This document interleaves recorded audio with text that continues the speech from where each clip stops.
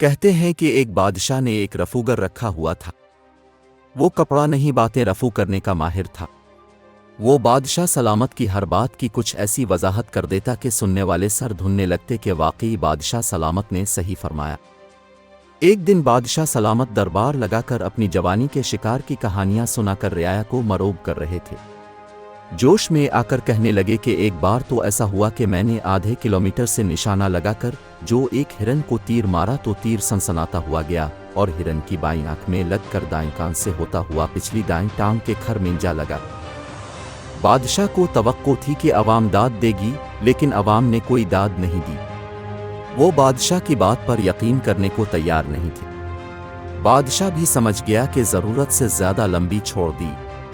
اپنے رفوگر کی طرف دیکھا۔ رفوگر اٹھا اور کہنے لگا، حضرات میں چشم دید گواہ ہوں اس واقعے کا۔ دراصل بادشاہ سلامت ایک پہاڑی کے اوپر کھڑے تھے اور ہرن بہت نیچے تھا۔ ہوا بھی موافق چل رہی تھی، ورنہ تیر آدھا کلومیٹر کہاں جاتا ہے۔ جہاں تک تعلق ہے آنکھ کان اور کھر کا تو عرض کر دوں کہ جس وقت تیر لگا ہرن دائیں کھر سے دایاں کان کھجا رہا تھا۔